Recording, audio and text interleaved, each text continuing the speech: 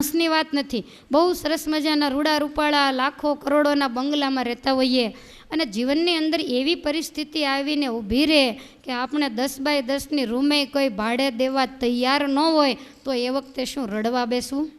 અને રડવાથી શું તમારો બંગલો તમને પાછો મળી જશે? આ તો સમય અને કાળની ઝપાટ એવી છે કે એણે ભલ ભલાને લઈ લીધા. આખી સુવર્ણની નગરી હતી. ઠાકોરજી ગયા અને 7મે દિવસે દરિયાએ બોળી દીધી. કોઈ રોવા બેઠું નથી. માટે આ બધી જ્ઞાન ચર્ચાઓ છે. જીવાત્માનામાં જો સમજણ આવે તો એનામાં ધીરજ આવે. અને એ વાત જરાય ખોટી નથી કે આપણને કોઈ પણ પ્રકારે નુકસાન થાય એનું દુઃખ થાય. નર જેવા નરને જો દુઃખ થતું હોય તો આપણે તો નર નથી. એના જેવી આપણામાં સમજણને જ્ઞાન નથી. આખી ભગવદ્ ગીતાને પચાવી ગયેલી વ્યક્તિ જો માથા પછાડતી હોય તો, અને ભગવદ્ ગીતા કીધી એને હજી 10-12 દિવસ જ થયા છે, એને લાંબો ટાઈમ ગયોય નથી, અને છતાંય આ કુટુંબનું હેત જો માથા પછાડાવરાવતું હોય તો આપણે એની આગળ કઈ ગણતરીમાં. એટલે દુઃખ તો અવશ્ય થાય, પણ પછી કાયમ દુઃખી થઈને બેસી ન રહેવાય. પરમેશ્વરનો દોષ કાઢી અને મૂંઝાઈ નમરાય પછી આપણે આપણો રસ્તો કરવો જોઈએ. ડાયો માણસ પછી એવું વિચારે કે આવું દુઃખ હવે ફરીવાર ન આવે એના માટેનો હું કાંઈક ઉપાય કરી લઉં. અને બીજો કાંઈ પણ ઉપાય થતો હોય આપણાથી તો આ દુનિયામાં કોણ ન કરે, પણ આપણા હાથમાં કોઈ જ બાજી નથી. ગમે એવા મોટા મોટા નામચીન ડૉક્ટરો કાનમાં ભૂંગળા નાખીને ઊભા હોય, પણ ઠાકોરજી જેદી બોલાવે તેદી કોઈનું કશું જ ચાલતું નથી. અને આપણે પણ એક દિવસ ફટાકડાની જેમ ફૂટી જવાનું છે. અને એટલે જ તમને અંતરના આર્તનાદથી પોકારી પોકારીને કહું છું. તમને એમ કે આ પેટ્રોલથી ગળા હાલતા હશે, એ પેટ્રોલથી નથી હાલતા, પણ અંતરના આર્તનાદથી કહું છું કે તમે સમજી જાજો, તમે ચેતી જાજો. બીજી વાર જન્મ ન આવે એવું જબ્બર સાધન કરી લેજો. અને રોજ સાંજે બોલીએ છીએ કે પ્રીતિ તોડજો રે જૂઠા જાણી કુટુંબ પરિવાર. આપણે કુટુંબમાંથી પ્રીતિ તોડી નાખવી એનો મતલબ એવો નહીં કે બધાની સાથે સંબંધ કાપી નાખવો, પણ તમે એવી રીતે રહ્યો કે તમને કોઈ પણની ખોટ છે ને એ જીવનમાં દુઃખરૂપ ન બને. દુઃખને જરૂર આપણે ન ભૂલીએ, પણ આપણને કોઈક આધાર તો હોવો જોઈએ ને. અને આ દુનિયામાં માણસનો આધાર બિલકુલ નકામો છે. એને આધાર જ ન કહેવાય. જેને પરમેશ્વરનો આધાર એ જ દુનિયામાં સુખિયા. જેણે ભગવાનને ખોળે માથું મૂકી દીધું, ભગવાન એની રક્ષા જરૂર કરે. જે કથા આપણે 12 દિવસથી સાંભળી રહ્યા છીએ. બાકી માણસને માણસનો આધાર એ તો ખાલી આ લોક પૂરતો જ જગતની દ્રષ્ટિએ મર્યાદિત છે. આપણને એવું લાગે આધાર છે, બાકી ભગવાન સિવાય બીજું આપણું કોઈ નથી. પોપટના શરીરમાં રહેલો અભિમન્યુનો જે દિવ્ય આત્મા એ અર્જુનને કહે છે કે વારા પછી વારો આવે, આ વખતે હું તારો દીકરો થયો, તું કેટલી વાર મારો દીકરો થઈ ગયો છો. આ તો બધું અદલ બદલ બદલાઈ ગયો. મહારાજ અંત્યના 39માં કહે છે કે દરિયાના પાણી જેટલું તો આ જીવ પોતાની માતાનું દૂધ પી ગયો. તો હે વાલા ધ્રુવ, એણે જન્મ કેટલા લીધા હશે? ગાયો ભેંસોનું તો અલગ, ખાલી માતાનું દૂધ એટલું પી ગયો. 4 ખાણ છે, એમાં અમુક જગ્યાએ જ માતાનું દૂધ હોય. ઝાડના પાડના દે આવે, કીટ પતંગના આવે, એમાં ક્યાં માતાનું દૂધ પીવાનું હોય? ખાલી જરાયું જ ખાણમાં જન્મે ત્યારે જ માતાનું દૂધ હોય. અને તોય જોઈએ દરિયા જેટલું પી ગયો હોય તો એણે જન્મ કેટલા લીધા હશે? મહારાજ કહે છે કે તોય આ જીવ હજી થાક્યો નથી. કાયમ જ્યાં જન્મ ધારણ કરે ત્યાં એ ફ્રેશ જ હોય. બોલો, નવાઈ એ લાગે છે આપણને? નહીતર માણસ કંટાળવો જોઈએ. આપણી વૃદ્ધાવસ્થા આવી જાય, 80-90 વર્ષની ઉંમર થઈ જાય, પથારીમાં પડ્યા હોય, શરીર કામ ન આપતું હોય, સગાવાલા સેવા ન કરતા હોય, ત્યારે આપણે એટલા બધા થાકી ગયા હોઈએ. અને ત્યાંથી જીવ નીકળીને બીજાના ઘરે જન્મે એટલે એવા ને એવા તાજા માજા. જેમ સાંજે થાકેલા સવારે ફ્રેશ થઈ જાય, એમ આ જીવાતમાં ગમે એટલું ભટકે પણ આને નાકકાન જેવું કાંઈ છે જ નહીં. શરમ જેવી કોઈ જાત જ નથી. અને વળી ઠાકોરજી પાછા કે અમે એવી કળ ચડાવી મૂકી છે કે અંદરો અંદર બધાને હેત થાય ને એકબીજા માટે એકબીજા હેરાન થાય. આ બધી ઠાકોરજીની ત્રિગુણાત્મક માયા છે. માટે ભગવાનનો ભક્ત માયામાંથી બહાર નીકળવાનો પ્રયાસ કરે. અભિમન્યુ બહુ સુંદર સમજાવે છે. પોતે કહે છે કે હે કુંતીપુત્ર, મિથ્યા જે માયા છે એને તું સત્ય માને છે, પણ તને ખબર નથી કે દીવાની આજુબાજુમાં ચારેય બાજુ અજવાળું હોય, પણ એની એકદમ નજીકમાં તો અંધારું જ હોય. સાંજે કરી જોજો દીવો.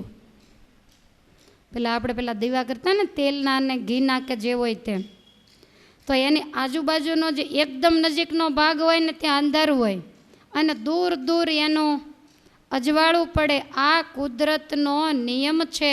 અને જગતરૂપી જેલખાનું છે, એમાં ઘરરૂપી ઓરડી છે, એમાં ગુનેગાર રૂપી આ જીવ છે. હવે જેલખાનું હોય તો એમાં એક એક કેદખાનામાં કાંઈ એક એકને થોડા પૂરે. કોઈમાં 5, કોઈમાં 6, કોઈમાં 2, કોઈમાં 4, આવી રીતે ઓરડીઓની અંદર પૂરવામાં આવે. 2-2, 4-4 કેદી માટે એક ઓરડી હોય. એવી જ રીતે આ જગતરૂપી કેદખાનામાં સગા સંબંધી ક્યાંક 2 હોય, ક્યાંક 4 હોય, ક્યાંક 5, ક્યાંક 10, એક એક ઓરડીમાં એટલાને ઠાકોરજીએ મૂક્યા છે. અને કેદીઓને ઓરડીમાં પૂર્યા હોય ત્યારે જુદી જુદી નાતના, જુદી જુદી જાતના, પણ છતાંય ભેગા બેસીને જમે અને અરસપરસ એકબીજાને પ્રીતિ થાય.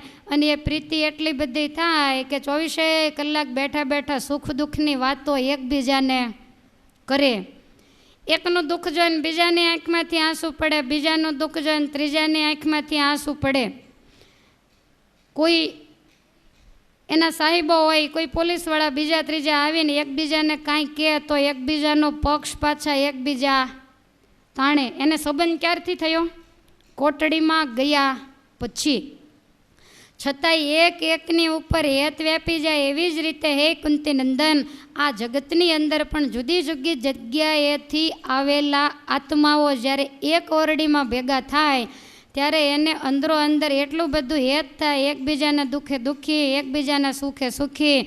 એક વળી એકનું માથું દબાવે, બીજો વળી બીજાના પગ દબાવે. આવી રીતે એવી રીતે સગાવાલા એક એકને દુઃખે દાજેજી, એક એકની કરે ચાકરી, ઘડી હસે ઘડી બાજેજી. કેમ લાગે છે તમને? ઘડીકમાં બાંધવાનું થઈ જાય અને ઘડીકમાં તો એમ થાય કે ક્યાં ગયા ને ક્યારે આવશે. આ કુદરતની માયા તો તમે જુઓ.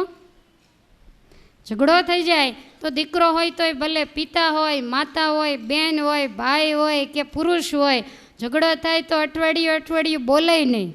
અને જો સારું હોય તો આવ્યા પહેલાં જમે નહીં. આ કઈ રીતનું હેત છે હજી સુધી કોઈના કળિયામાં આવ્યું નથી. તો આ બધા કેદખાનામાં રહેલા કેદીઓની જેવું છે. ઘડીકમાં હશે, ઘડીકમાં વળી ઝઘડો થઈ જાય. અભિમન્યુનો આત્મા સમજાવે છે કે જે કેદીને જેટલા દિનની થઈ હોય સજાયજી, તેની મુદત પૂરી થયે બેડીથી છૂટી જાય. હજી બધાને એક સરખી સજા હોય? અથવા તો બધાને બહુ આમ ભેગું ફાવી ગયું હોય તો એવું કે સાહેબ તમારે જેદી છૂટા કરવા હોય તેદી, પણ બધાને એક હારે કરજો તો કોઈ કરે? જેના દિવસો પૂરા થાય એટલે એ છૂટો થઈ જાય. અને છૂટો થાય પછી એવું કે તારું પૂરું થાય ત્યાં સુધી હું તાર જોડે રહું, એમ એ નીકળી જાય, પોતાને ઘેર જાય. હવે છૂટી તો જાય, પણ પાછું આશ્ચર્યની વાત એ કે છૂટ્યા પછી પોતાના ઘરે જઈને કુટુંબ પરિવારમાં એવો ગૂંચવાય કે ઓલા કેદીને કોઈ દી ફોન ન કરે કે આપણે 2 વર્ષ ભેગા રહ્યા હતા એમ. ખ્યાલ આવ્યો તમને? ઓલા ગયા એના કાંઈ સમાચાર નથી. તો આના બહુ સુંદર દાખલો અભિમન્યુનો આત્મા આપે છે કે આ જે દુનિયા છે એ એક પ્રકારનું કેદખાનું છે. અને આ જેલમાંથી, જગબંધનની જેલમાંથી જે છૂટે એનો ક્યારેય તાર, ટેલિફોન કે સમાચાર આવતા નથી. માટે ક્યારેય પણ આ રીતનું હેત કરી અને પોતાના આત્માનું કલ્યાણ બગાડવું નહીં અને પાછળ જિંદગીને ઝેર કરવી નહીં. પાછું વળીને જોવું કે આ દુનિયાની અંદર કોઈનું કોઈ નથી. અને આ જીવાતમાં એક બેડીમાંથી છૂટી જાય એટલે પછી પૂરું નહીં, તરત જ્યાં જાય ત્યાં બીજી બેડીમાં અહીંયાથી આત્મા નીકળી ગયો, ભગવાનનું ભજન કર્યું હોય તો તમને કંટાળો નથી આવતો ને? આ તો વાંધો નહીં. આ કેદખાનામાંથી છૂટ્યા પછી મુક્તિ થઈ જાય સાધન કર્યું હોય તો વાંધો નહીં, પણ બીજી જગ્યાએ પાછું કેદખાનું તૈયાર હોય અને બીજી જગ્યાએ પહેલું વહેલું એટલું બધું જબરું કેદખાનું હોય, સીધો માતાના ગર્ભમાં જાય. વાની કરતાં તો પહેલું કેદખાનું સારું. ચારેય બાજુથી અંધારો લોહી માંસ એની વચ્ચે આને ઊંધા માથે 9 માસ સુધી રહેવાનું. આવા કેદખાનાથી શરૂઆત થાય ને એટલે બહાર નીકળ્યા પછી મુશ્કેલી આવે તો આ ધીરજ નથી ચૂકતો, કારણ કે અનુભવ બહુ જબરા લઈને આવેલો છે. તો આ રીતે એકમાંથી બીજું, બીજામાંથી ત્રીજી જગ્યાએ જન્મ લઈને જાય માણસ, માણસમાંથી પશુ, પશુમાંથી પક્ષી, કીટ, પતંગ, ઝાડ પાડ અનેક જન્મને એ ધારણ કરે છે. માટે હે કુંતીનંદન, તમે સગપણને સાચું માનશો નહીં, અને આવા નાશવંત સગપણને જે સાચું માને એને ક્યારેય પણ જ્ઞાની પુરુષ ન કહેવાય. જ્ઞાની પુરુષને તો હર હંમેશ ખટકો હોય, આમ બધા એને જોતો હોય ને તોય એને સતત વિચાર હોય, ભલે બધું દેખાય પણ પરમેશ્વર સિવાય અંતે મારું કોઈ નથી. અને એટલા માટે જ આપણા સંતો પોકારી પોકારીને કહે છે કે કોઈ તારું નથી રે પ્રાણી, કોઈ તારું નથી, હરિ વિના હેતુ બીજું કોઈ તારું નથી, કોઈ તારું નથી રે પ્રાણી, કોઈ તારું નથી, હરિ વિના હેતુ બીજું કોઈ તારું નથી. સ્વાર્થી સગા સૌ મળ્યા જેમ પર બે પતિ, અંત સમય તો એકલા જાવું કામ રે મથી. સ્વાર્થી સગા સૌ મળ્યા જેમ પર બે પતિ, અંત સમય તો એકલા જાવું કામ રે મથી. કોઈ તારું નથી રે પ્રાણી, કોઈ તારું નથી, હરિ વિના હેતુ બીજું કોઈ તારું નથી, કોઈ તારું નથી રે પ્રાણી, કોઈ તારું નથી, હરિ વિના હેતુ બીજું કોઈ તારું નથી. સ્વાર્થીઓ સંસાર તેમાં રહ્યો લથબથી, સંત પુરુષની સોબત વિનાશી થશે ગતિ. સ્વાર્થીઓ સંસાર તેમાં રહ્યો લથબથી, સંત પુરુષની સોબત વિનાશી થશે ગતિ. કોઈ તારું નથી રે પ્રાણી, કોઈ તારું નથી, હરિ વિના હેતુ બીજું કોઈ તારું નથી, કોઈ તારું નથી રે પ્રાણી, કોઈ તારું નથી, હરિ વિના હેતુ બીજું કોઈ તારું નથી. અકલવંતા રાજ કરંતા મુવા મહારથી, દેવાનંદ કે આપણે જાવું કયું ઠેઠથી. અકલવંતા રાજ કરંતા મુવા મહારથી, દેવાનંદ કે આપણે જાવું કયું ઠેઠથી. કોઈ તારું નથી રે પ્રાણી, કોઈ તારું નથી, હરિ વિના હેતુ બીજું કોઈ તારું નથી, હરિ વિના હેતુ બીજું કોઈ તારું નથી. સંતો પોકારી પોકારી અને આપણને કહી ગયા છે. આવા એકાદ બે ઉપદેશો નથી, અનેક પ્રકારના ઉપદેશ છે. દેવાનંદ સ્વામીએ જુદો દાખલો આપ્યો કે જેમ પરબ માંડી હોય ત્યાં પાણી પીવાવાળા ઘણા બધા ભેગા થાય. બપોરનો સમય હોય, મુસાફરો નીકળતા હોય, પરબ જોઈને બધાય પાણી પીવા આવે, પણ સારું પાણીનું પરબ જોઈ અને ત્યાં કોઈ મકાન બાંધે કે અહીંયા મકાન બાંધીએ તો કાયમ પરબેથી પાણી પીવા થશે. તો આ સંસાર છે ને એ પાણીની પરબ છે. જ્યાં સુધી રહીએ ત્યાં સુધી પાણી પીવાય, પણ આ સંસારમાં જીવ હક દાવો બાંધીને બેસે છે, મોટા મકાન બાંધે છે, એટલે એને છોડવામાં બહુ તકલીફ પડે છે. આ સંસાર છે ને એ પુલ છે, પુલ ઉપરથી અવર જવર કરાય, એની ઉપર મકાન ન બંધાય. આ સંસારમાં કેટલાય આવે અને કેટલાય જાય, અને એમાં આપણે આપણું ઘર બાંધીને, એટલે તમે સમજો છો ને, પાછું સિમેન્ટ કોન્ક્રીટનું નહીં. આ તમારે બુદ્ધિ એવી કામ કરે, પ્લોટ લીધો હોય કે આપણે વણ ઘર નથી કરવું, કેમ તો કે આજ કથામાં આવ્યું હતું. આવી બુદ્ધિ નથી વાપરવાની, એ ઘરની વાત નથી. આપણે આપણો આત્મા જે હક દાવો જમાવી અને આ ખોળિયું છૂટ્યા પછી વળી પાછો વાસનાને આધીન થઈ અને બીજું ખોળિયું ધારણ કરીને સંસારમાં આવે છે, એ ઘરની વાત છે. બાકી ઓલા ઘર તો જોઈએ જ. તો એક પ્રકારની પરબ, એક પ્રકારનો પુલ, આ સંસારને મોટા પુરુષોએ કેટલી બધી ઉપમા આપેલી છે. તમે ક્યારેય પુલ ઉપર નાસ્તો કરવા બેઠા અને ત્યાં તમે 2 દી રોકાણા? પુલ ઉપર એટલી બધી ભીડ હોય કે ત્યાં બેસાય જ નહીં. પુલનું કામ તો કે નીચે નદી છે, ઉપર પુલ બાંધેલો છે, એટલે નદી પાર કરાવી આવતા જતાને એ જ પુલનું મુખ્ય કામ છે. ત્યાં કોઈને પુલ આશ્રય આપતો નથી. માટે આ સંસાર એવો છે, મનથી વિચાર કરી અને થોડું થોડું આપણા આત્માને આ જગતમાંથી પાછા વળવાનું શીખવાડવું. હું કાયમ દાખલો આપું છું કે અત્યારે પાછો જો વાળશો તો છેલ્લે તમને અઘરું નહીં પડે. ગાડી પ્લેટફોર્મમાં આવ્યા પછી બ્રેક મારે તો એ પાટા ઉપરથી ઉથલીને ઊંધી પડે. પ્લેટફોર્મ 2 કિલોમીટર દૂર હોય ત્યારથી ડ્રાઈવર એને ધીમી પાડવા માંડે. માટે આપણી ગાડીઓ જે 120ની સ્પીડમાં જાય છે, પ્લેટફોર્મ નજીક આવે છે, માટે હવે થોડી થોડી ગાડીઓને માંડો ધીમી પાડવા. કાળ આવશે ત્યારે આપણને પછી અચાનક ઊભું રહેવાનું થશે તો અઘરું નહીં પડે. અને એટલા બધા માયાના પોટલા માથે બાંધેલા હશે અને મરવાનું થશે તો દુર્યોધનની જેમ, હાય મારું રાજ, હાય મારી ગાદી, હાય મારું ધન, હાય મારો ખજાનો, આમ કરીને મરવાનું થાય. અને આવી રીતે મરે એની ગતિ શું થાય એ તમે જ કહો. એને સદગતિ ક્યારેય પણ મળતી નથી. વાસનાને આધીન એને બીજો જન્મ લેવો પડે છે. અભિમન્યુનો આત્મા અર્જુનજીને સમજાવવા માંડ્યો કે જ્ઞાન ગ્રહણ કર્યા વગર છૂટક્યો નથી. માટે આજ પછી ક્યારેય એવું માનીશ નહીં કે હું તારો દીકરો છું. ત્યારે અર્જુને પ્રશ્ન પૂછ્યો.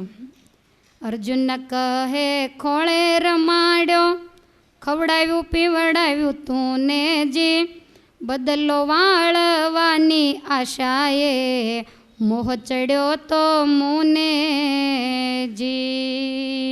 અમારે તો એવી આશા હોય કે પાળી પોષીને મોટા કર્યા હોય તો એ અમારો બદલો વળે, સેવા ચાકરી કરે, અમે શાંતિથી એની સાથે રહીએ, એવી અમારે આશા હોય. એટલે મને દુઃખ છે. ત્યારે પોપટ પાછો બોલ્યો. પોપટ રૂપે બોલ્યો તે તો ફરીથી અભિમાનજી, પુત્ર પાસે બદલો વાળવા ઈચ્છે તે નાદાનજી. દીકરાની આગળ બદલાની આશા રાખે એને નાદાન કહેવાય. કેમ? ચકલા ચકલી જેવા પક્ષી પુત્રને પુષ્ટિ આલેજી, જીવનની પેઠે જાળવે ને ચાંચમાં લાવીને ઘાલે જી. તમે તો તમારા દીકરાને હાથમાં લઈને કોળિયો ખોડાવો, આ કાંઈ હેત ન કહેવાય. તમારા કરતાંય વધારે હેત ચકલા, કબૂતર વગેરેને કે એ પોતાના પુત્રોને મોઢામાં લાવી અને સીધું ખવડાવે. તો કોઈ દિવસ એણે એવું નથી ઈચ્છ્યું કે મોટો થઈને મારો દીકરો મારી સેવા કરશે. તમારે વાંચવું હોય ને તો આ મહાભારત તમને વાંચવા આપીશ. બહુ સુંદર મજાનો ઉપદેશ અભિમન્યુના આત્માએ કર્યો છે. આપણા મગજમાં ન આવે એવા સુંદર મજાના દાખલા આપ્યા છે. હવે આ બચ્ચાને ઉછેરે અને એ બચ્ચાને પાંખ આવે એટલે એ પાછા ચણી લાવીને મા બાપને મોઢામાં દે. આ સંબંધ એની અંદર છે જ નહીં. તે બચ્ચા તેની સંભાળ ન લે, તેનો નહીં કાંઈ દોષ જી, તેથી નાદાન મનુષ્ય જાતિ હક રાખે હંમેશજી. પશુ પક્ષી કરતા નાદાન હોય, નાદાન એટલે નકામો, તો એ માણસ કે એક વખત પરોપકાર કર્યો હોય તો એની એ કાયમને માટે હક દાવો રાખે. પશુ પક્ષીઓ આવો હક દાવો રાખતા નથી. પોતાના માતા પિતાએ પોતાને ઉછેર્યા હોય તો પોતાના માતા પિતાને કોણે ઉછેર્યા હશે? એના માતા પિતાએ. તો એને કોકે ઉછેર્યા તો હશે ને, એને એના માતા પિતાએ. એટલે આ જગતનો એવો નિયમ છે. માટે હે કુંતી નંદન, એ તમે બદલો વાળવાની ઈચ્છાથી નહીં, વાસનાએ પુત્ર પ્રેમની અંદર બંધાયેલા છો ને, એટલે તમે મને પૂછો છો. અને આવો અભિમન્યુએ જ્યારે ઉપદેશ આપ્યો ત્યારે અર્જુનને ખ્યાલ આવી ગયો કે આખી દુનિયા નાશવંત છે, માયા માત્ર મિથ્યા છે. ભગવાનને કહે છે કે હવે મને કોઈ પ્રકારની ઈચ્છા નથી, મારે કાંઈ પૂછવું નથી, માટે આપણે હવે મૃત્યુલોકમાં જઈએ. ભગવાનને એમ થયું કે અર્જુનને વૈરાગ થયો છે, હજી પાછું મારે યુદ્ધ કરાવવાનું બાકી છે, તે આમનો આમ રહેશે તો કે મારે યુદ્ધ નથી કરવું. એટલે ભગવાન એવું બોલ્યા, પછી મેલમાંથી વળ્યો પાછો, ફોગટ સંસાર લાવોજી. કૃષ્ણ પ્રભુ કહે ઓરે બનેવી, વિમાનમાં તમે આવોજી. ભગવાને મનુષ્ય લીલા કરી. અર્જુન ભક્ત એવું નહીં કહ્યું, પણ બનેવી કહીને બોલાવ્યા કે હવે તમારે વાતચીત થઈ ગઈ હોય તો વિમાનમાં આવો. અર્જુનને કહે કોનો બનેવી, કોના શાળા તમોજી. બનેવી બનેવી કહીને ફૂલાવ્યા, તેથી ફૂલી ગયા અમોજી. કોણ કોનો બનેવી અને કોણ કોનો શાળો? આ દુનિયા તો નાશવંત છે, આને તાત્કાલિક ફળ મળ્યું, વાવ્યા ભેગું ઉગી ગયું. પણ ભગવાન નહીં રહેવા દે, હમણાં કાઢી નાખશે. સગાવાલાને સાચા માન્યા, પણ આજ અભિમન્યુનો ઉપદેશ સાંભળ્યો ત્યારે મારો આત્મા ધ્રુજી ગયો કે અત્યાર સુધી મેં સગાઈને સત્ય માનેલી, પણ સગાઈ ખરેખર ઠગાઈ નીકળી. એમ કહી ઉદાસ થઈને ઊભો ત્યાં ને ત્યાંજી, આ સ્થળે ચક્રાઓ પૂરો, જય જય વૈકુંઠરાયજી. અહીંયા ચક્રાઓ પૂર્ણ થયો. વૈશંપાયન મને કહે છે કે હે જન્મેજય, અર્જુન ત્યાં ને ત્યાં જ સ્વર્ગની અંદર ઊભા છે. ભગવાન હાથ જાલીને પરાણે વિમાનમાં બેસાડ્યા અને આ ધરતી ઉપર કુરુક્ષેત્રના તંબુએ લાવ્યા. વિમાનમાંથી ઉતર્યા એટલે સગાવાલા બધાય ભાઈ દીકરા એમ કરતાં કરતાં ઘેરી વળ્યા. એટલે અર્જુન એમ જ બોલ્યો, ભાઈ ભાઈ કરી ચડાવ્યો જી, ખરી કમાણી કરવા ન દીધી, મોહ માયામાં અથડાવ્યો જી. આ જરાય ખોટી વાત નથી, 100% સાચી વાત. કોઈ પણ ટાયર હોય એની અંદર તમે જેટલી હવા ભરો ને એટલું એ રોડ ઉપર બહુ ઝડપથી દોડે.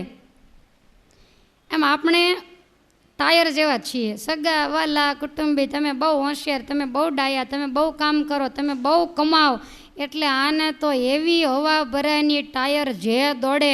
ગમે એવો તડકો હોય ને તોય ઊભા રોડે અડિયું કાઢે ને, એને તડકોય ન લાગે. બોલો કારણ શું?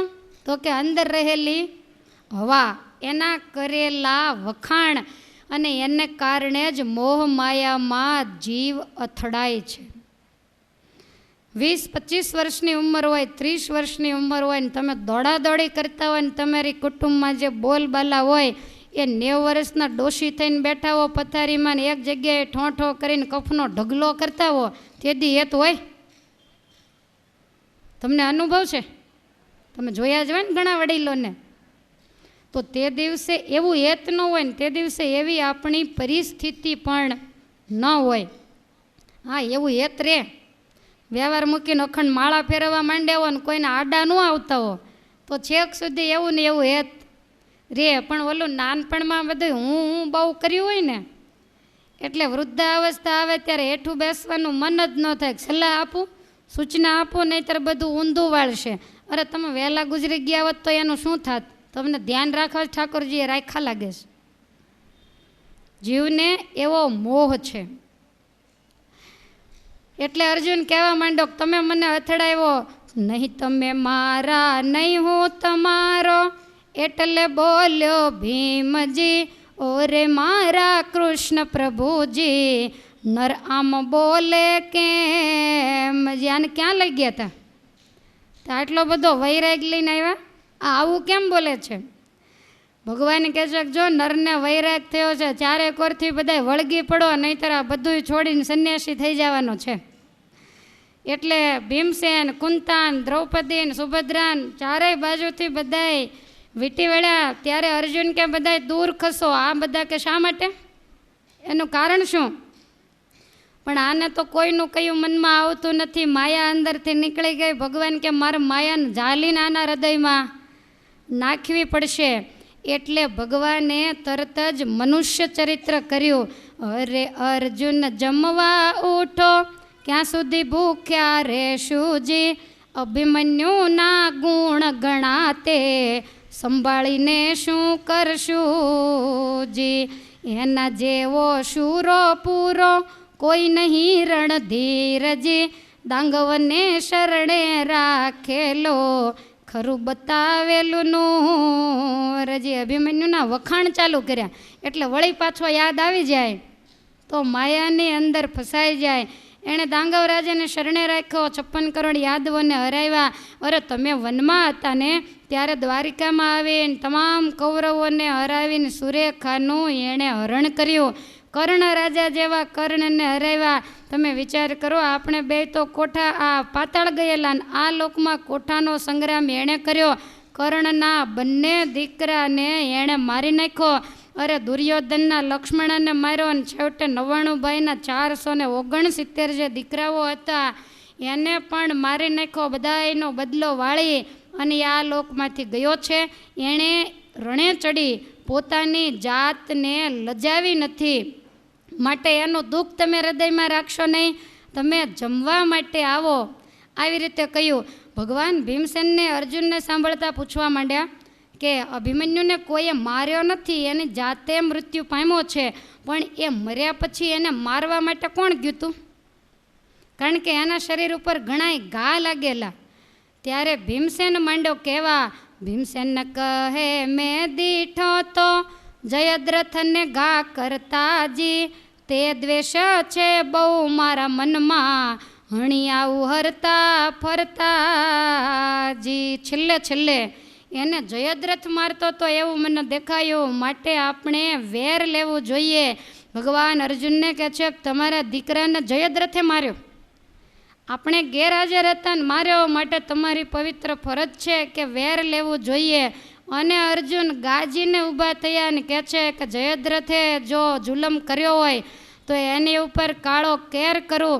વેરે વેર એ લેવું ઘટે છે, કાલે કરું હું કેરજી, સૂર્ય ઉદયથી અસ્ત સુધીમાં એને મારું ઠેરજી. એટલામાં કાલ મારું નહીં તો બળી મરું હું આપજી, બેમાંથી એક કામ કરું નહીં તો બ્રહ્મ હત્યાનું મને પાપજી. આ જીવની દશા આવી જ છે. અત્યારે હું ગમે એટલું હથોડા મારીને ઊંડું નાખું, પણ માયામાં જાઓ એટલે વળી પાછું બધું ધોવાઈ જાય. અમરેલી જિલ્લામાં તો જ પૂર આવ્યું. તમારે તો દીમાં 10 વખત પૂર આવે એટલે બધુંય ધોવાણ થઈ જાય. હવે વારે વારે કે કોણ કરે કયો જોઈએ? તમને 24 કલાક આમ ચાલુ રાખ્યું હોય તો વાંધો ન આવે.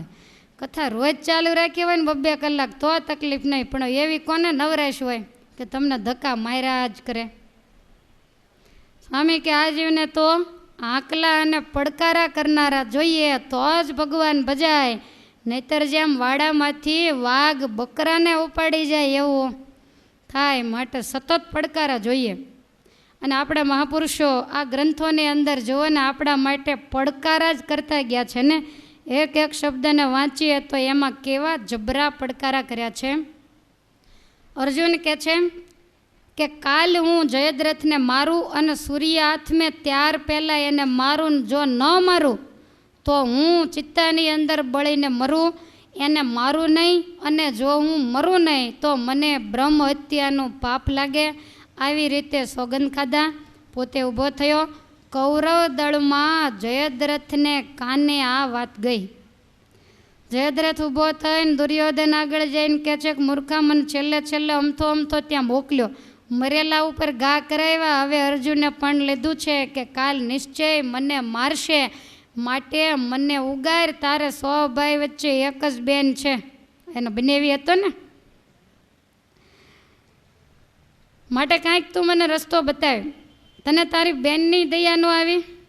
દુર્યોધન કહે છે કદાચ તું મરે તો અમે 100 ભાઈ બેઠા છીએ ને, અમારી બેનને રોટલાની જરૂર છે, અમે દઈ રહેશું. હવે પછી આને મરવાની તમે વાટ ન જોવો, કયો જોઈ.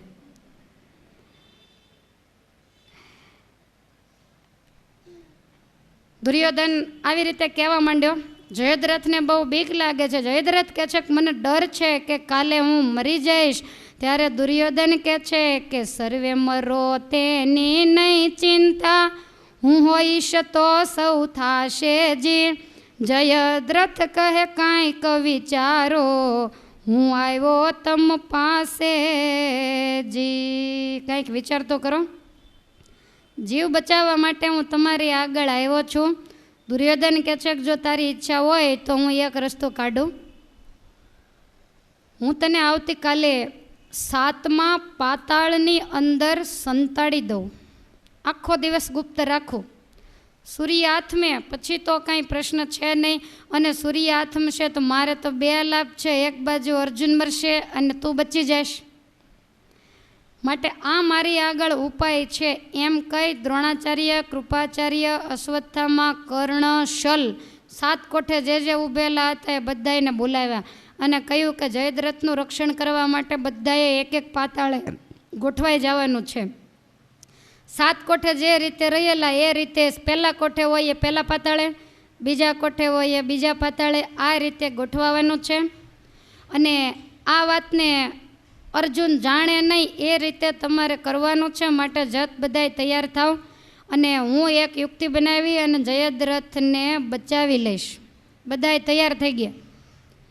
શલમામો કહે છે કે હું મારા તંબુએ આંટો મારીને હમણાં આવું. એમ કહી પોતાના તંબુમાં ગયો.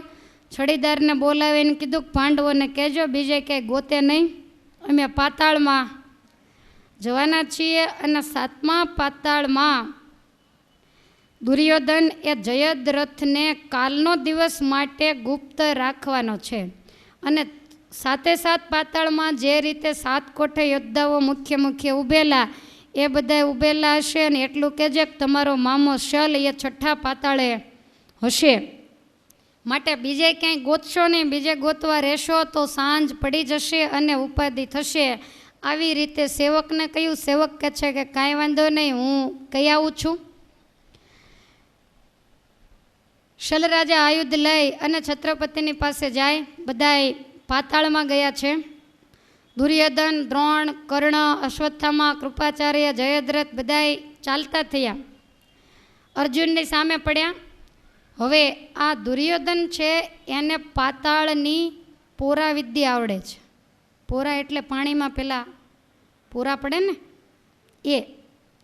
તો એને પોરા વિદ્યા એવી આવડે કે કોઈ પણ વ્યક્તિને પોરો બનાવીને સરોવરના તળિયે મૂકી દે, એટલે એને બીજો કોઈ મારી શકે નહીં. હવે આ જે 7 હતા એને દરેક જગ્યાએ ગોઠવા. છેલ્લા જગ્યાએ તો દુર્યોધન પોતે છે, અને પોતાનું જે 5મું પાતાળ હતું એને ખાલી કર્યું.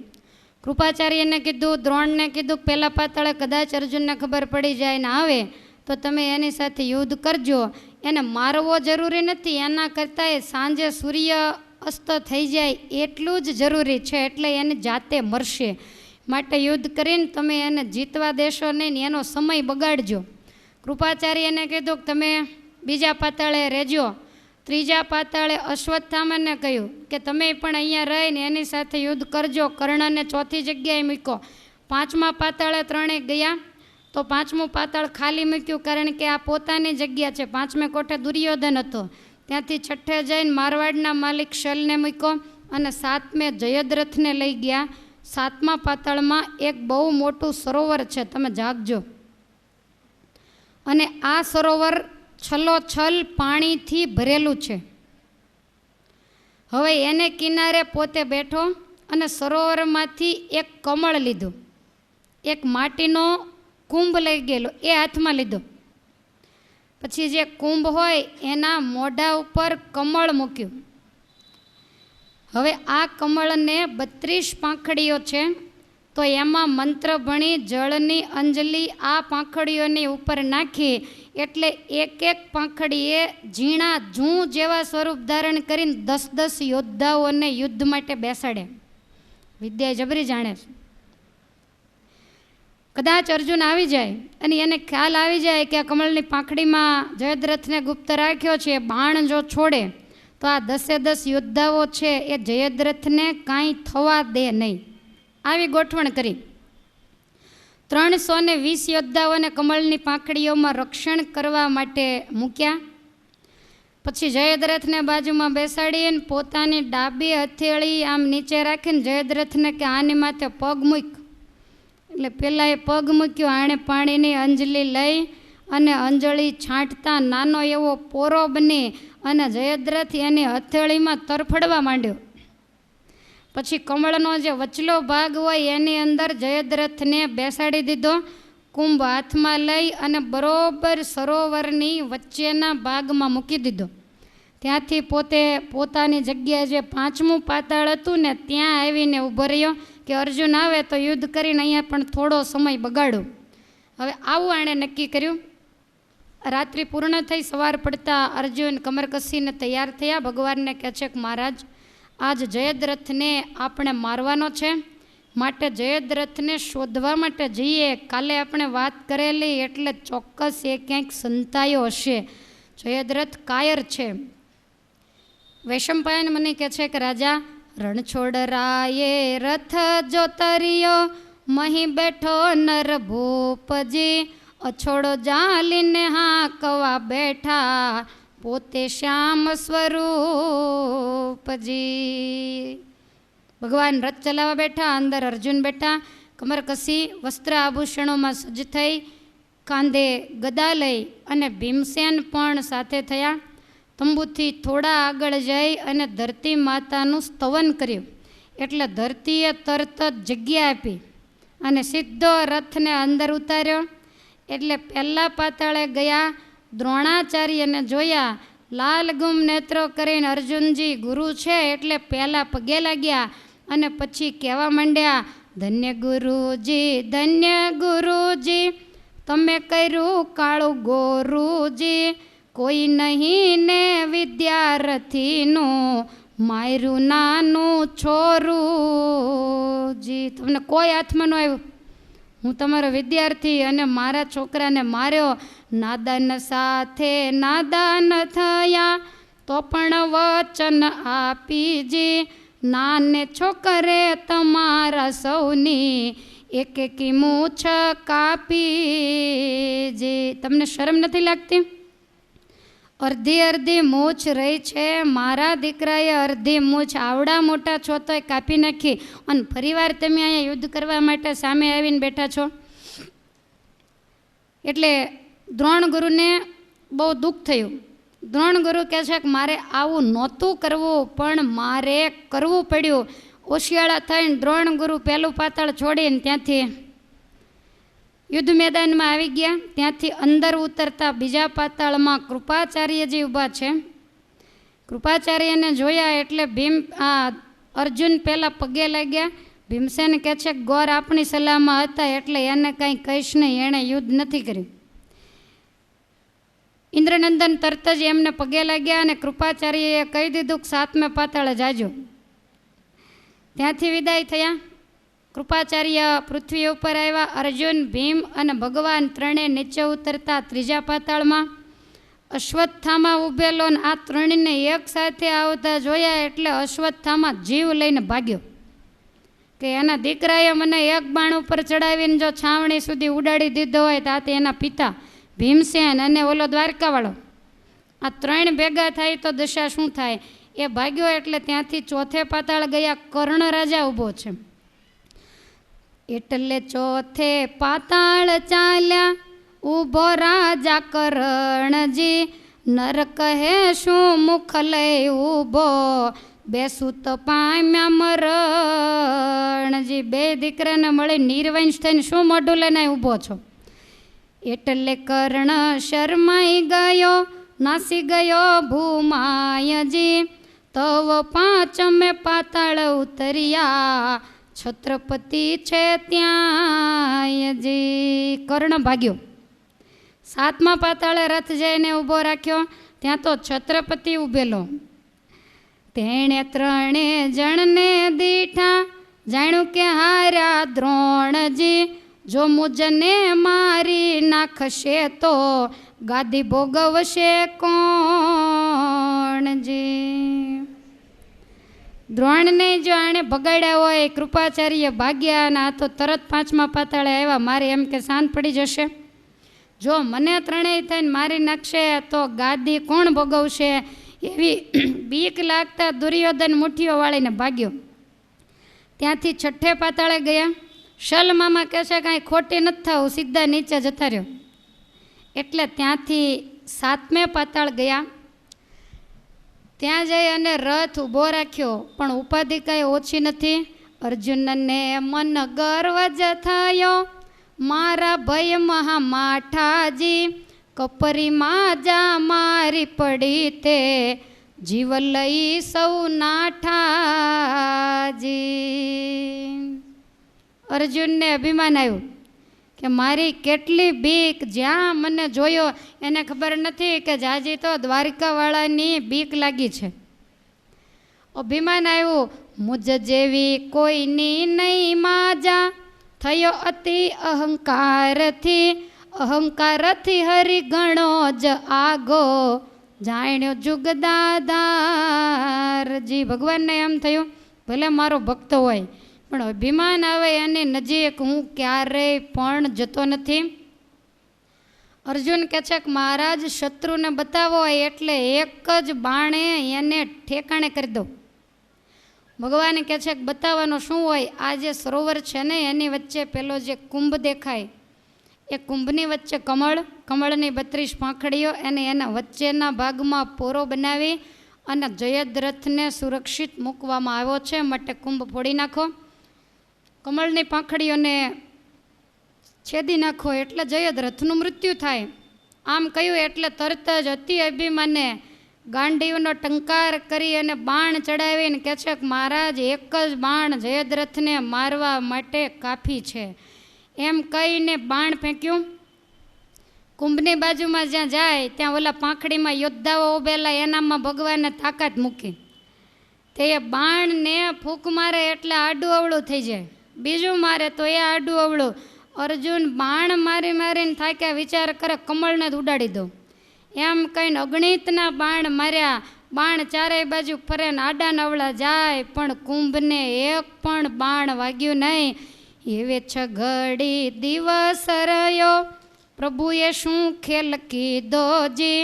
પોતાનું સુદર્શન મૂકી સૂર્યને ઢાંકી દીધો જી. 6 ઘડી દિવસ બાકી રહ્યો, ત્યાં સુધી બાણ માર્યા, પણ આનું કાંઈ ચાલ્યું નહીં. એટલે ભગવાને પોતાનું સુદર્શન ચક્ર ધરતી ઉપર મૂકી અને સૂર્યને ઢાંકી દીધો. અર્જુન કહે છે કે મહારાજ હવે બાણ મારવાનો કોઈ મતલબ નથી, હવે આપણે પૃથ્વી ઉપર જઈએ, અને હવે મારો નિયમ છે કે કાં જયદ્રથને મારું અને કાં ચિત્તા ખડકીને મરું. માટે હવે ત્યાં જઈને હું બળી મરું. ભગવાન કે ચાલો. ભગવાને તરત જ રથને ચલાવ્યો. પૃથ્વીનું સ્તવન કરતાં જ્યાંથી પ્રવેશેલા એ જગ્યાએ રથ નીકળ્યો અને રણસ્તંભે જઈને પોતે ઉતર્યો. કાષ્ટ લાવીને ચિત્તા તૈયાર કરી. સગાવાલાને ખ્યાલ આવતા સુભદ્રા, કુંતા બધાય રડવા માંડ્યા, આંખમાં આંસુડા આવી ગયા. સહદેવ, નિકુળ વગેરે રડે છે, અર્જુનને મરવા કેમ દેવો એમ કહી અને ભીમને આડો ઊભો રાખીને અર્જુન કહે છે કે જે મને મરતા રોકે એને બ્રહ્મ હત્યાનું પાપ છે. કોઈએ મને ના નથી પાડવાની, મારી પ્રતિજ્ઞા છે. હવે આવું કીધું એટલે ભીમ ત્યાંથી ખસી ગયો અને કહે છે કે ભાઈ તમે મરો તો મારે પણ મરવું. ભગવાન કાંઈ બોલતા નથી. ભીમસેન કહે છે કે પ્રભુ આપણે આ અર્જુનનું કેમ કરશું?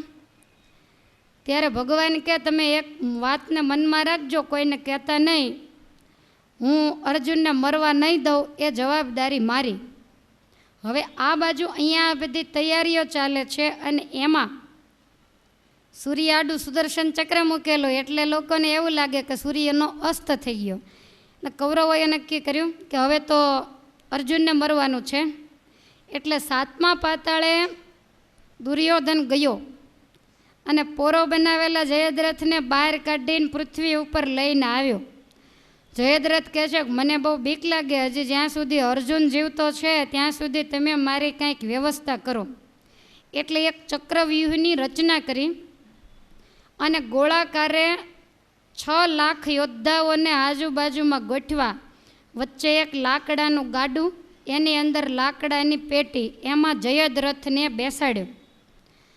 પછી એને મોટા મોટા 2 બાંકોરા રાખવામાં આવ્યા, જેથી કરીને જયદ્રથને બહારનું બધું દેખાય. હવે કૌરવો બધાય તૈયાર થયા કે અર્જુન ચિત્તા તૈયાર કરીને મરવાની તૈયારી કરે છે, તો આપણે જોવા માટે જઈએ. અને અત્યારે સૂર્ય કાંઈ છે નહીં, એટલે જયદ્રથને મરવાનો કોઈ પ્રશ્ન નથી. માટે જયદ્રથને કહે છે તમારે આવવું હોય તો તમે પણ જોવા ચાલો. જયદ્રથ કે નહીં, હું બહાર નહીં નીકળું, આ ગાડાને ખેંચી જાઉં, પેટીમાં બેઠો બેઠો જોઈશ, મારે જોવાની ઈચ્છા તો છે જ. કારણ કે અર્જુન મરે જોવાની ઈચ્છા કોને ન હોય. એટલે તરત જ એ જે ગાડું હતું એને ખેંચીને થોડું નજીક લાવ્યા. આમ તો હાવ નજીક જવાય નહીં, નહીંતર ભીમસેન ટીપી નાખે. બધા આજુબાજુમાં ગોઠવાઈ ગયા અને ગાડા ઉપર પેટી, એટલે આજુબાજુવાળા આડા ન આવે, આને બધું દેખાય. અંદર ધ્રુજ તો બેઠો છે, બધાય જોવા માટે આવ્યા. ભગવાન ભીમસેનને કહે છે કે આપણે કાંઈ પણ યુક્તિ કરીએ અને તમને જે મગજમાં આવે ને એ કોયડો કરો, પણ છેલ્લે છેલ્લે અર્જુનના હાથે તમે બાણ પકડાવો અને કાળજવર મંત્ર ભણાવીને તૈયાર કરાવો ને એની ઉપર શંકર ભગવાનનો મંત્ર ભણે એવું કહેજો. અને આટલું એક કરીને બાણ બરોબર તૈયાર કરે એ જ વખતે હું સૂર્ય ઉપરથી સુદર્શન ચક્ર લઈ લઉં અને બાણ છોડે એટલે જયદ્રથનું મૃત્યુ થાય. માટે બાણ લેવરાવવાનું કામ તમારું, ગમે એ બાનું કાઢો. ભીમ કહે છે કાંઈ વાંધો નહીં, સૂર્ય જો હશે તો અમે પહોંચી વળશું. ભગવાને કબૂલ કર્યું. હવે અર્જુને કાષ્ટની ચિત્તા તૈયાર કરીને એમાં અગ્નિ મૂક્યો અને અંદર પ્રવેશ કરતાં પહેલાં કુંતાજીને પગે લાગ્યો. ધર્મરાજા મોટા છે એને પગે લાગ્યો અને કહે છે કે મોટા ભાઈ મને આજ્ઞા આપો. ધર્મરાજાએ આજ્ઞા આપી. ભીમસેન પોતા કરતાં મોટા એટલે વડીલ ગણાય, એટલે એને જઈને પગે લાગ્યા અને કહ્યું કે મને આજ્ઞા આપો તો હું અગ્નિની અંદર પડું. ત્યારે ભીમસેન કહે છે કે તમે પ્રતિજ્ઞા કરી એટલે ભાઈ મારે આજ્ઞા આપ્યા વગર છૂટક્યો નથી. પણ આ તમારા હથિયાર પડ્યા હશે ને આ પૃથ્વી ઉપર તમારા ગયા પછી, તો એને જોઈ અને અમે બળીને અડધા થઈ જશું. કરે રે આ હથિયારનો જાલનારો મારો ભાઈ અર્જુન ક્યાં? અમને સતત તમે યાદ આવશો, માટે આ હથિયાર તમારા હાથમાં લઈ લો, પછી આજ્ઞા આપું. એટલે તરત ખભે બાથો અને હાથમાં ગાંડીવ અર્જુને લઈ લીધો.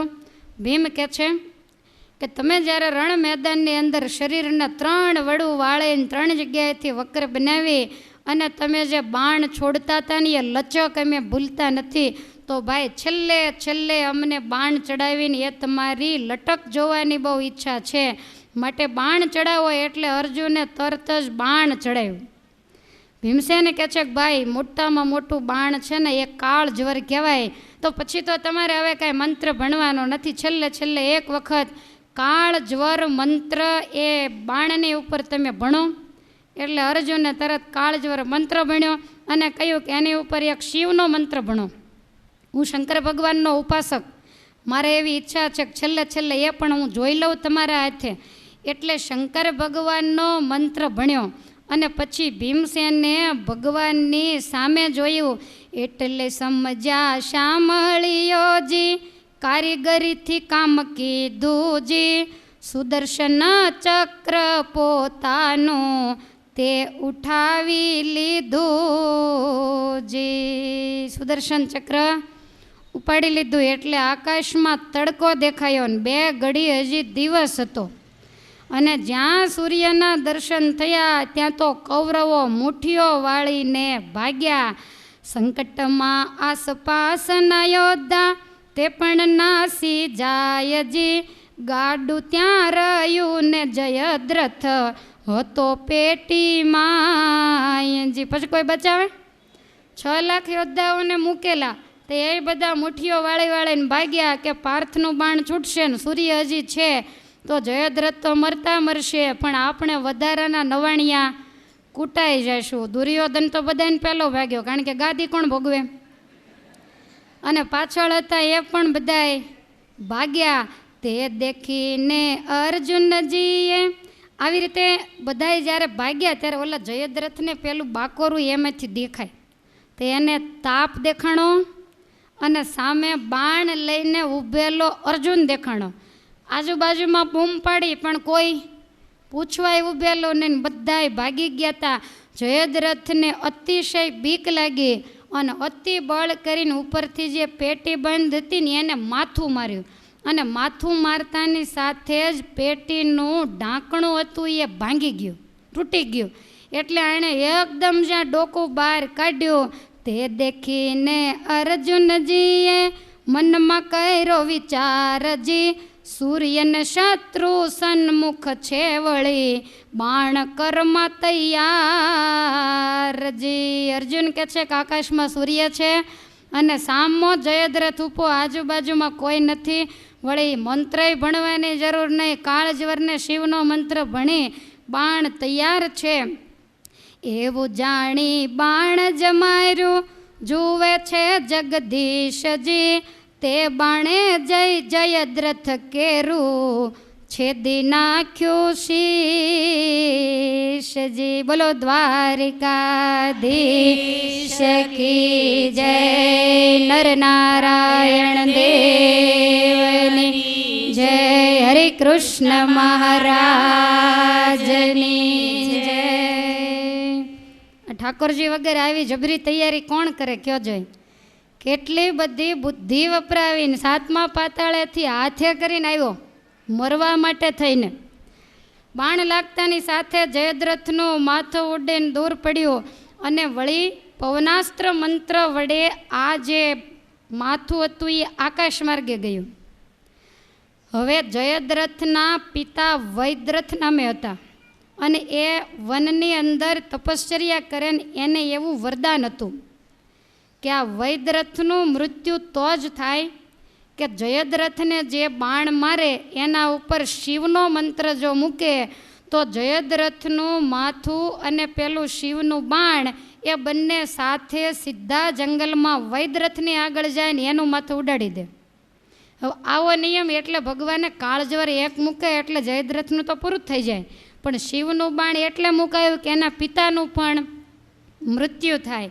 હવે એનો પિતા વનની અંદર તપ કરે છે અને એ જ વખતે જયદ્રથનું જે મસ્તક હતું એ પેલું શંકર ભગવાનનું જે બાણ એને લઈને આકાશ માર્ગે જઈને જે જગ્યાએ આ વૈદ્રથ તપશ્ચર્યા કરી રહ્યો છે એ જગ્યાએ જઈ અને એનું માથું છેદ્યું એટલે બાપ દીકરા બેયનું મૃત્યુ થયું. અર્જુનજીનું બોલ્યું પડ્યું ગયો પોતાને ઠામજી. સૈન્ય સહિત તંબુએ આવ્યા અર્જુનને ઘનશ્યામજી. અર્જુને કીધેલું કે સૂર્યાસ્ત થતાં સુધીમાં કાં જયદ્રથને મારું અને કાં હું મરું. તો ભગવાને એવો તુક્કો કર્યો, જો અભિમાન ન આવ્યું હોત ને તો 7મા પાતાળમાં જ એને ઠેકાણે કરત, કારણ કે અર્જુનના હાથે જ જયદ્રથનું મૃત્યુ હતું. પણ ભગવાને એને અભિમાન મૂક્યું અને મૃત્યુલોકમાં લાવીને કેટલાય કાવા દાવા કરી અને છેવટે જયદ્રથને મરાવ્યો. તો આવા ભક્ત વત્સલ આ ભગવાન છે.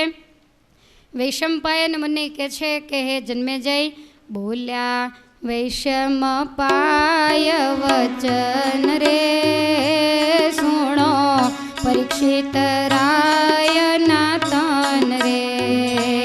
બોલ્યા વૈષમપાય વચન રે સુણો પરીક્ષિત રાયના તન રે.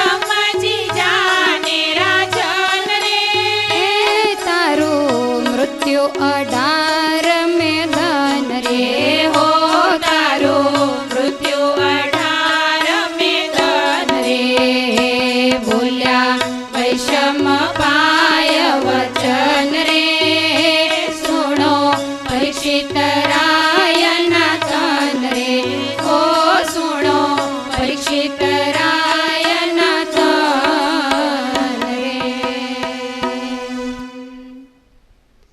આવી રીતે જયદ્રથનું તો મૃત્યુ થયું. વૈશંપાયન મને કહે છે કે જન્મેજય, દુર્યોધન છાવણીએ સભા કરીને બેઠો છે. દ્રોણ ગુરુને પૂછે છે કે હવે યુદ્ધની અંદર તમે 5 દિવસ માથે લીધેલા, તો તમારે કેટલા દિવસ બાકી રહ્યા? ત્યારે દ્રોણ ગુરુ કહે છે કે 4 દિવસ તો આમ નામ ચક્રાવો ને બીજું ત્રીજું કરતા મારા પૂરા થઈ ગયા. કાલે છેલ્લો દિવસ છે અને રાજા કાલે 15મો દિવસ સાંજે મારું મૃત્યુ છે, અને એ વાતને યાદ રાખજે, પછી 3 જ દિવસ તારે રહેવાનું છે. 18મા દિવસે સાંજે છેલ્લું આ કુરુક્ષેત્રના મેદાનમાં ભીમસેનની ગદાથી તારું મૃત્યુ છે. હવે આટલો બધો ચેત્યો છે. વારંવાર ચેતવણી આપવા છતાંય દુષ્ટમતીનો દુર્યોધન સમજતો નથી. પરીક્ષિતને એક જ વાર કહ્યું કે 7મે દિવસે મૃત્યુ છે. તમામ ઝંઝાવાતોને છોડી ગંગાજીના કિનારે જઈ ભગવાનના લીલા ચરિત્રોનું શ્રવણ કરી અને ભગવાનને પામી ગયો. પરીક્ષિતની સામે પ્રગટ ભગવાન હાજર નહોતા. આ મૂર્ખની સામે તો પ્રગટ ભગવાન હાજર હતા. છેલ્લે ગુરુ દ્રોણે એવું જ્યારે કહ્યું કે 18મે દિવસે તારું મૃત્યુ છે, અને આ 15મે દિવસે સાંજે જઈને જો ભગવાનના પગમાં પડ્યો હોત તો આજ આપણે એને તુકારો ન કરતા હોત. આ જીવને ગમે તેટલું સમજાવવામાં આવે પણ કોણ જાણે કયા જન્મની કઠણાઈ માથા મારતી હોય કે એને સમજાતું નથી. આટલા ચોખ્ખા શબ્દોમાં કહ્યું તોય મારું રાજ, મારો ભંડાર, મારું ધન, મારી ગાદી, બસ એક જ વસ્તુને પોતે પકડીને બેઠો છે. દુર્યોધનના જેવી જ આ જીવાત્માની આ સંસાર સાગર રૂપી હસ્તિનાપુરમાં દશા છે. સ્પૃહાને છોડી દે, એને ખ્યાલ આવી જાય કે હવે મારે છોડવાનો સમય આવી ગયો છે ને હવે મારું શરીર કાંઈ જાજુ કામ નહીં આપે, એટલે એ તરત જ ભીષ્મદાદાની જેમ નિવૃત્તિ લઈ લે અને પરમેશ્વરમાં મનની વૃત્તિને જોડી દે. આના એક પાત્ર આપણને બહુ સુંદર મજાનો ઉપદેશ આપી જાય છે. મહાભારતની કથા તો કાલે પૂરી થઈ જશે, પણ એમાંથી જે લેવાનો સાર એને મહેરબાની કરીને તમે લેતા જજો. આ જગતને નાશવંત માની ડગલે ને પગલે એવું વિચારજો કે આવ્યા છીએ, સરસ મજાની લીલીવાડી ઠાકોરજીની દયા છે, પણ એને મૂકી કોઈને પણ પૂછ્યા વગર, સમાચાર આપ્યા વગર જેદી ઠાકોરજીનું તેડું આવે તેદી હસતા મોઢે મારે અહીંયાથી જવાનું છે. કદાચ રડીશ, ટાંટિયા પછાડીશ, તોય કાળ આવશે એ મને છોડનાર નથી, અને દુનિયામાં જે કોઈ મને સુખ દેખાય છે તમામ સુખ ઝાંઝવાના પાણી જેવા છે, નાશવંત છે. થોડીવાર સુખ જેવું દેખાય અને એ જ સુખમાંથી એવું ભયંકર દુઃખ નીકળે તે માણસ આખી જિંદગીનો ખો ભૂલી જાય. તો આવા નાશવંત સંસારની અંદર રહી અને ભગવાન આપણને સૌને એવી સદ્બુદ્ધિ આપે કે પરમેશ્વરના ચરણારવિંદ સુધી પહોંચાઈને શાશ્વત સુખની પ્રાપ્તિ કરી લેવાય એવું સાધન કરવાનું બળ આપણને આપણા હૃદયની ધડકન સમા હરિકૃષ્ણ મહારાજ હર હંમેશ આપે. આપણને ને આપણા પરિવારજનોને આવી સદ્બુદ્ધિ કાયમને માટે આપતા રહે એવી હરિકૃષ્ણ મહારાજના ચરણારવિંદમાં પ્રાર્થના કરી અને અત્યારની કથાને વિરામ. હવે આગળની આ પર્વ અધૂરું છે. કાલ સવારે આ દ્રોણ પર્વ પૂરું થશે. આપણે ઉપદેશ વિભાગ ઉપર ગયા એટલે આ પર્વ થોડું લંબાયું, પણ આપણે બીજું કાંઈ કામ છે નહીં એટલે આજ કરવાનું છે. તો સવારે આ પર્વ પૂરું થશે. બપોર પછી લગભગ કર્ણ પર્વ પણ પૂર્ણ થશે અને પરમ દિવસે કથાની પૂર્ણાવતિ થશે. તો અત્યારે આજે ગુરુવારની જે પ્રસાદી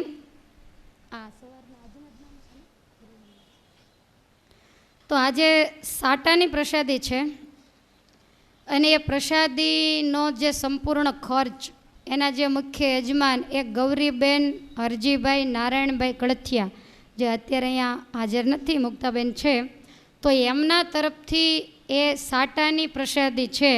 અને બીજા જે પ્રસાદીના યજમાનોને લીધા છે એ રકમ આપણે આ કથાના કામની અંદર ઉપયોગ કરશું.